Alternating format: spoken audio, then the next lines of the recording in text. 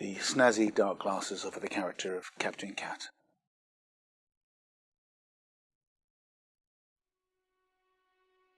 To begin at the beginning. It is spring, moonless night in the small town, starless and Bible black. The cobbled streets silent, and the hunched courtiers and rabbits wood limping invisible down to the slow black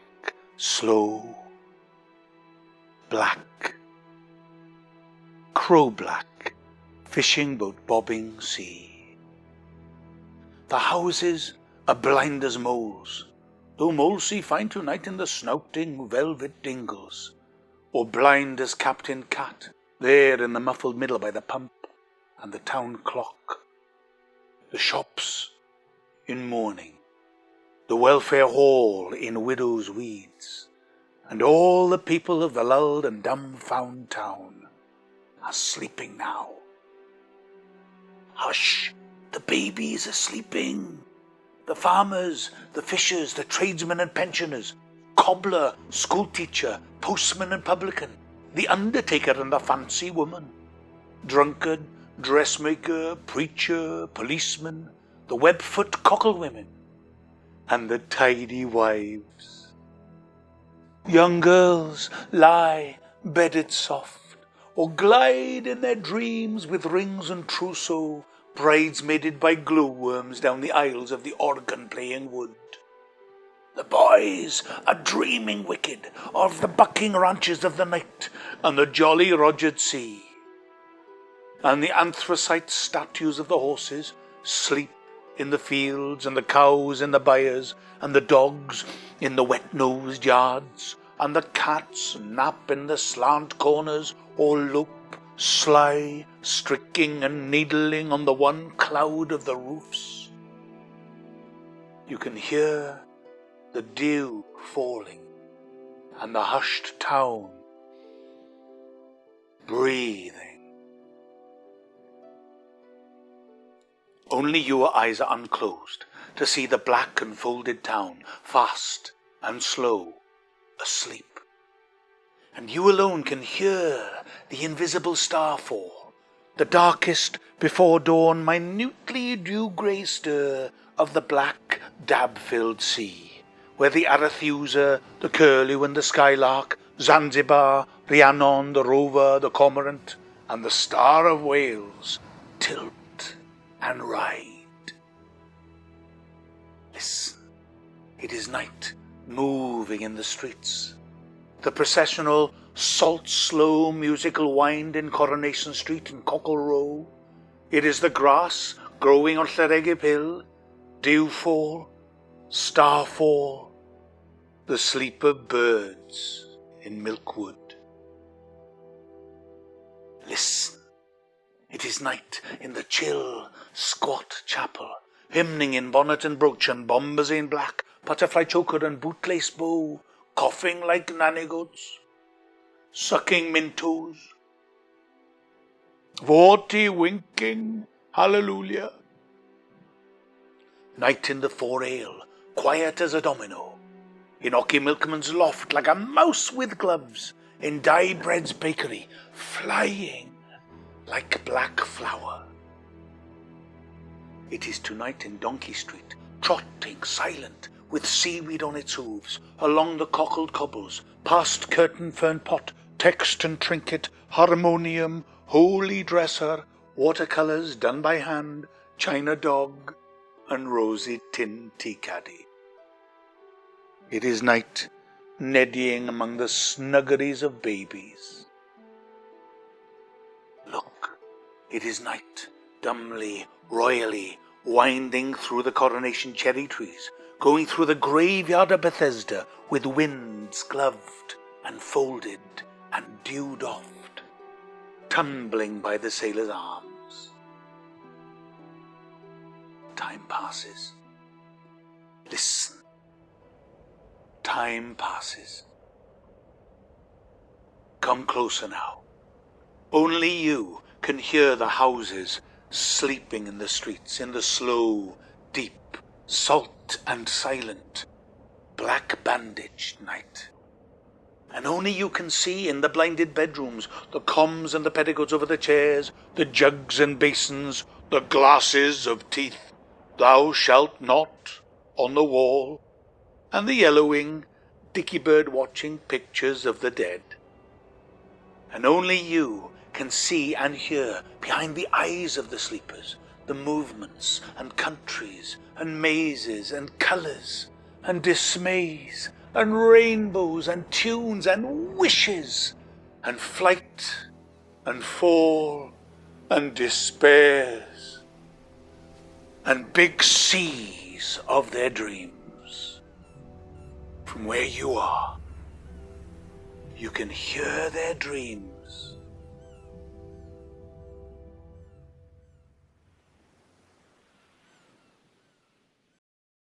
In my early days as an actor in Hollywood in the late 80s, I went along to see a show with a guy who claimed to know all of Shakespeare's sonnets by heart, over 130 of them. Though apart from the incredible feat of memory, which at the time I never believed could be possible, I was struck by the breadth and the depth of Shakespeare's non-theatrical writing. Sonnet 30, it's about true friendship, and for me, it remains utterly true. When, to the sessions of sweet, silent thought, I summon up remembrance of things past, I sigh the lack of many a thing I sought, and with old woes new wails my dear times waste. Then can I drown an eye unused to flow, for precious friends hid in death's dateless night, and weep afresh love's long since cancelled woe, and moan the expense of many a vanished sight. Then can I grieve at grievances forgone, and heavily from woe to woe tell o'er the sad account of fore-bemoaned moan, which I anew pay as if not paid before. But if the while I think on thee, dear friend, all losses are restored, and sorrows end. Still with the bard, possibly the greatest poet in the English language, like most kids, I studied Hamlet at school. When I was 19, I was lucky enough to hear my uncle recite all of Hamlet's soliloquies to me. Oh, that this too solid flesh, oh, what a rogue and peasant slave am I, and of course, to be or not to be. But as I've gone through life, I realized that Shakespeare nailed it. Procrastination is the great evil. To be or not to be? That is the question. Whether 'tis nobler in the mind to suffer the slings and arrows of outrageous fortune, or to take arms against a sea of troubles and by opposing end them. To die, to sleep no more, and by a sleep to say we end the heartache and the thousand natural shocks that flesh is heir to. 'Tis a consummation devoutly to be wished, to die, to sleep. To sleep, perchance to dream. Aye, there's the rub. For in that sleep of death, what dreams may come when we have shuffled off this mortal coil must give us pause. There's the respect that makes calamity of so long life. For who would bear the whips and scorns of time, the oppressor's wrong, the proud man's contumely, the pangs of disprized love, the law's delay, the insolence of office, and the spurns that patient merit of the unworthy takes, when he himself might his quietus make with a bare bodkin? Who would fardels bear to grunt and sweat under a weary life, but that the dread of something after death, the undiscovered country from whose bourne no traveller returns, puzzles the will, and makes us rather bear those ills we have than fly to others we know not of? Thus, conscience doth make cowards of us all, and thus the native hue of resolution is sicklied o'er with the pale cast of thought, and enterprises of great pith and moment, with this regard their currents turn awry, and lose the name of action.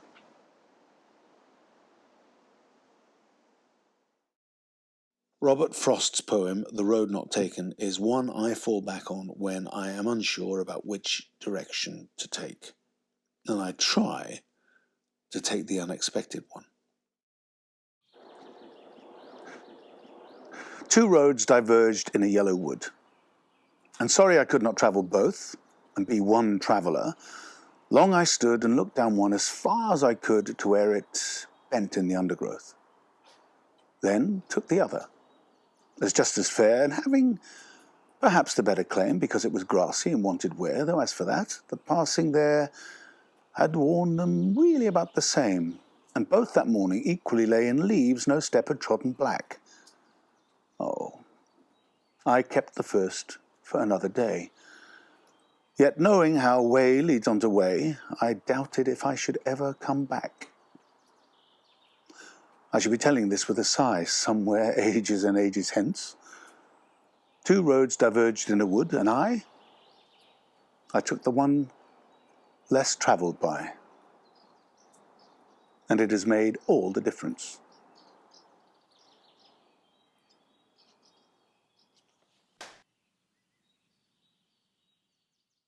We have a wonderful thing here in London called Poems on the Underground. I think I saw something similar in New York recently, but you get into a carriage and there is a beautiful poem before you and your eyes fall on it and you read it. This one, Words Wide Night by Carol Ann Duffy, moved me deeply. I think it was in the early 90s.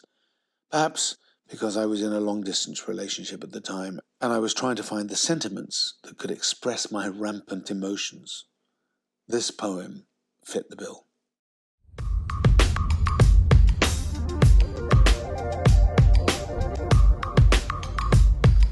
Somewhere on the other side of this wide night and the distance between us, I am thinking of you.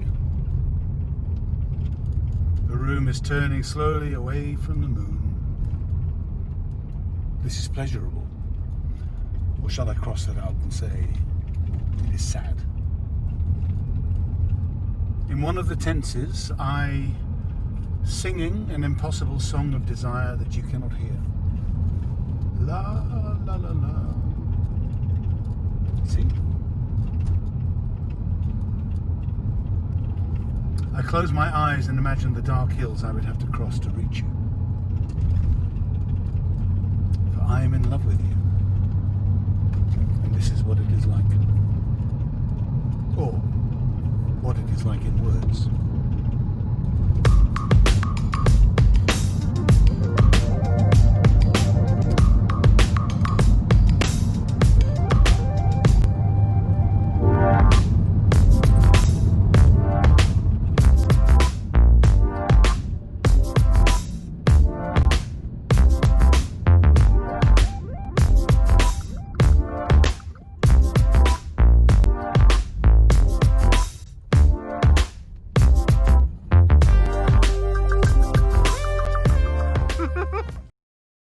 This is my second favourite Welsh poem by my second favourite Welsh poet, Gerard Manley Hopkins, The Leaden Echo and The Golden Echo.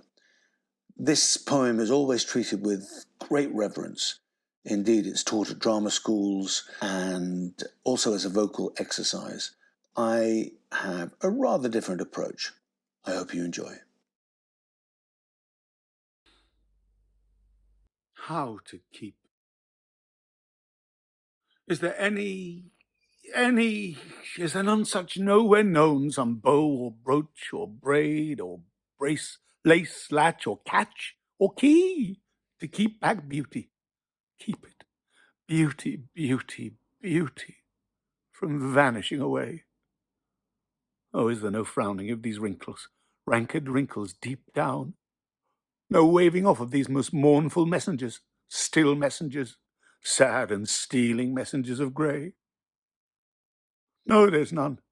There's none, oh no, there's none. Nor can you long be what you now are, called fair. Do what you may do. What? Do what you may. And wisdom is early to despair. Be beginning. Since, no, nothing can be done to keep at bay age and age's evils, Hoar-hair, ruck and wrinkle, drooping, dying, death's worst, winding sheets, tombs and worms and tumbling to decay. So, be beginning to despair. Oh, there's none. No, there's none. Be beginning to despair. To despair. Despair. Despair. Despair. Despair.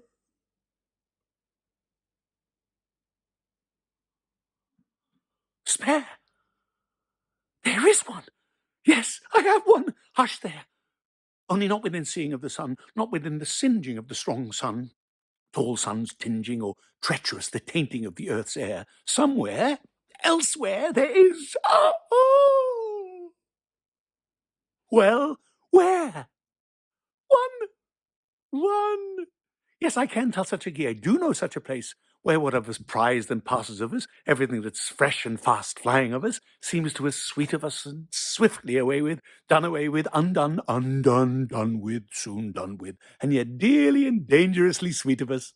The wimpled water dimpled, not by morning matched face, the flower of beauty, the fleece of beauty, too apt to to fleet. Never fleets more. Fastened with the tenderest truth to its own best being and its loveliness of youth, it is an everlastingness of, it is an all youth. Come then, your ways and airs and looks, locks, maiden gear, gallantry and gaiety and grace, winning ways, airs, innocent, maiden manners, sweet looks, loose locks, long locks, love locks, gay gear, going gallant, girl grace. Resign them, sign them, seal them, send them, motion them with breath, and with sighs, soaring sighs, deliver them.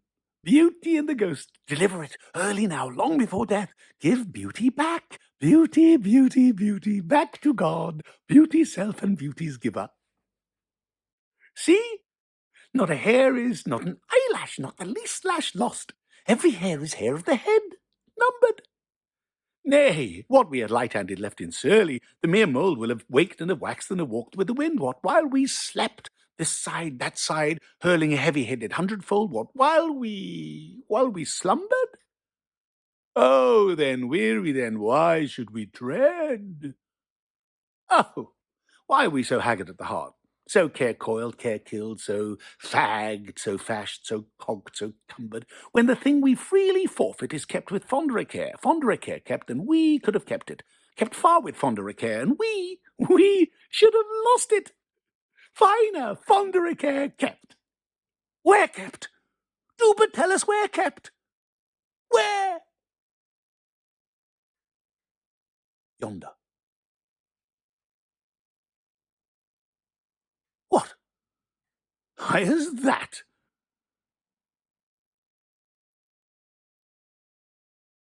We follow. Now we follow. Yonder. Yes, yonder. Yonder. Yonder.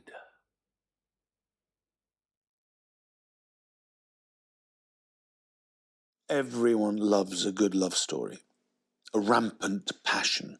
Antony and Cleopatra, Romeo and Juliet, Elizabeth Taylor, Richard Burton, Ted Hughes, and Sylvia Plath.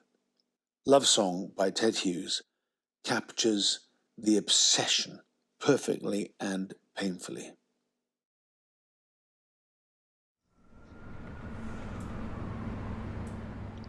He loved her, and she loved him. His kisses sucked out her whole past and future, or tried to. He had no other appetite. She bit him, she gnawed him, she sucked. She wanted him complete inside her, safe and sure, forever and ever. The little cries flooded into the curtains. Her eyes wanted nothing to get away. Her looks nailed down his hands, his wrists, his elbows. He gripped her hard, so that life should not drag her from that moment. He wanted all future to cease. He wanted to topple with his arms round her off that moment's brink and into nothing, or everlasting, or whatever there was. Her embrace was an immense press to print him into her bones. His smiles were the garrets of a fairy palace where the real world would never come. Her smiles were spider bites, so he would lie still till she felt hungry. His words were occupying armies. Her laughs were an assassin's attempts. His looks were bullets, daggers of revenge. His glances were ghosts in the corner with horrible secrets. His whispers were whips and jackboots. Her smiles were lawyers steadily writing. His caresses were the last hooks of a castaway. Her love tricks were the grinding of locks, and their deep cries crawled over the floors like an animal dragging a great trap. His promises were the surgeon's gag. Her promises took the top off his skull. She would get a brooch made of it. His vows pulled out all her sinews. He showed her how to make a love knot. Her vows put his eyes in formalin at the back of her secret drawer. Their screams stuck in the wall. Their heads fell apart into sleep, like the two halves of a lopped melon. But love is hard to stop.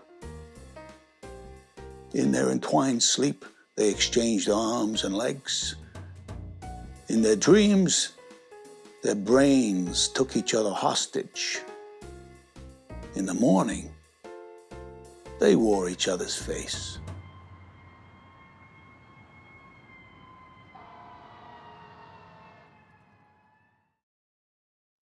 I will never forget seeing 4 Weddings and a Funeral. I can't remember when that was. And the wonderful Scottish actor John Hannah reciting W.H. Auden's breathtakingly painful 12 Songs. Again, another poem that has never left me. It made me cry then, it makes me cry now, and its simplicity vibrates me.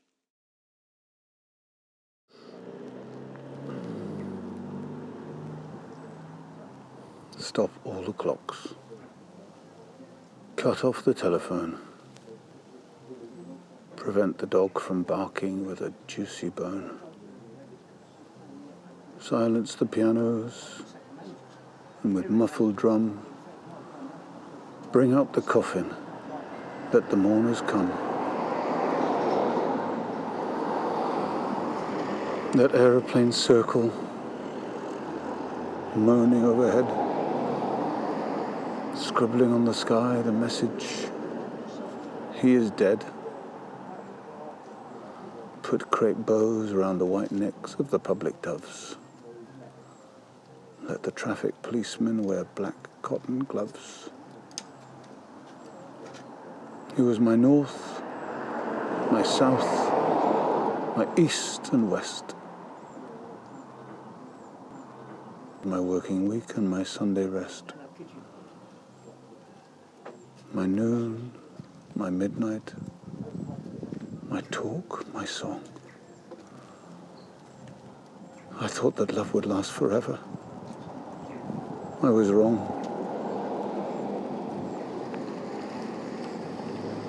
The stars are not wanted now. Put out every one. Pack up the moon and dismantle the sun. Pour away the oceans and sweep up the wood. For nothing now can ever come to any good.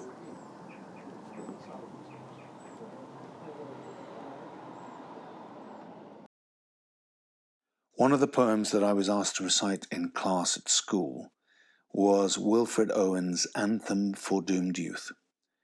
Now, having just lost my father at the age of 10, not to war but to sickness, it did make me consider the futility and the awful randomness of conflict and the pain of losing someone so close, and to value those closest to us.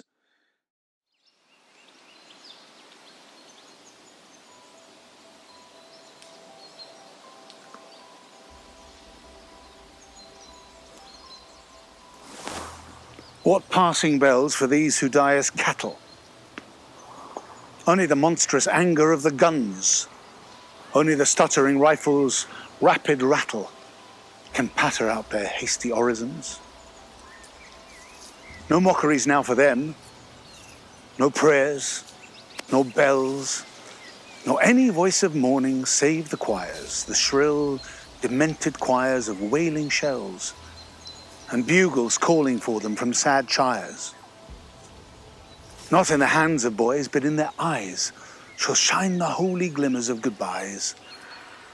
The pallor of girls' brows shall be their pall, their flowers the tenderness of patient minds, and each slow dusk a drawing down of blinds.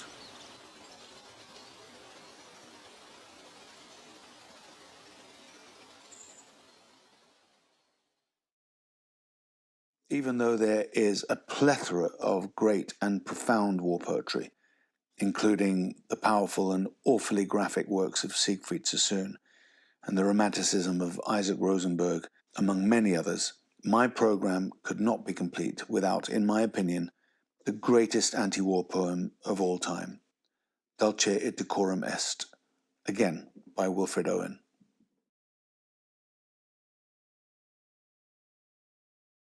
Bent double, like old beggars under sacks, knock-kneed, coughing like hags, we cursed through sludge, till on the haunting flares we turned our backs, and toward our distant rest began to trudge.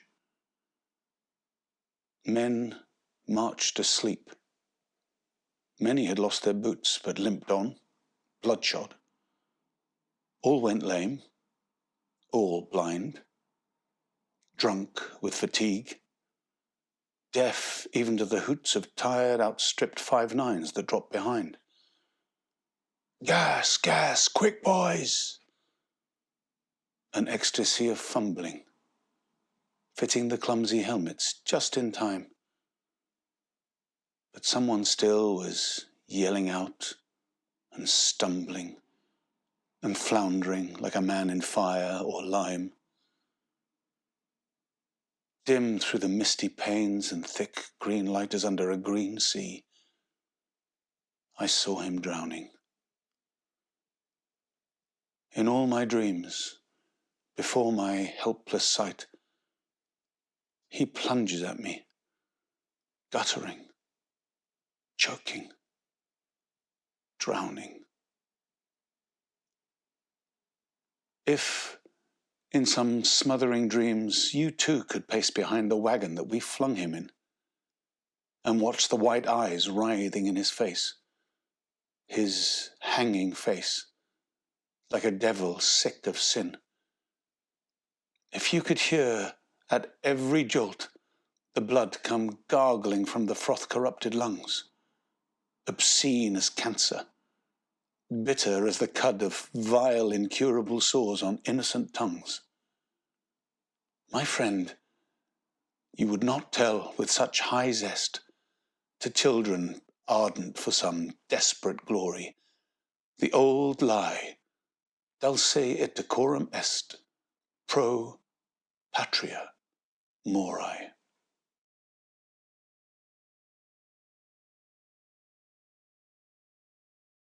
I started with the genius that was Dylan Thomas, and I'd like to end with him, simply because this is my favourite poem. It expresses the abandon of my childhood. I hope you love it as much as I do. This is my favourite poem of all time, Fern Hill by Dylan Thomas. Forgive the headset. Now, as I was young and easy under the apple boughs, about the lilting house and happy as the grass was green, the night above the dingle, starry, time let me hail and climb, golden in the heydays of his eyes. And honoured among wagons, I was prince of the apple towns. And once, below a time, I lordly had the trees and leaves trail with daisies and barley down the rivers of the windfall light. And as I was green and carefree, famous among the barns about the happy yard, and singing as the farm was home in the sun that is young once only, time let me play and be golden in the mercy of his means. And green and golden I was huntsman and herdsman. The calves sang to my horn, the foxes on the hills barked clear and cold, and the Sabbath rang slowly in the pebbles of the holy streams. All the sun long it was running. It was lovely. The hayfields high as the house. The tunes from the chimneys. It was air and playing. Lovely and watery and fire. Green as grass. And nightly, under the simple stars, as I rode to sleep, the owls were bearing the farm away. All the moon long I heard, blessed among stables, the nightjars flying with the ricks, and the horses flashing into the dark. And then to awake, and the farm, like a wanderer, white with the dew, come back. The cock on his shoulder, it was all shining, it was Adam and maiden. The sky gathered again, and the sun grew round that very day. So it must have been after the birth of the simple light in the first spinning place, the spellbound horses walking warm out of the whinnying green stable onto the fields of praise, and honoured among foxes and pheasants by the gay house under the new-made clouds, and happy as the heart was long in the sun born over and over, I ran my heedless ways. My wishes raced through the house-high hay, and nothing I cared at my sky-blue trades the time allows in all his tuneful turning, so few and such morning songs before the children, green and golden, follow him out of grace. Nothing I cared in the lamb-white days the time would take me up to the swallow-thronged loft by the shadow of my hand in the moon that is always rising, nor that riding to sleep I should hear him fly with the high fields and wake to the farm forever fled from the childless land. Oh, as I was young and easy, in the mercy of his means, time held me green and dying. Though I sang in my chains like the sea.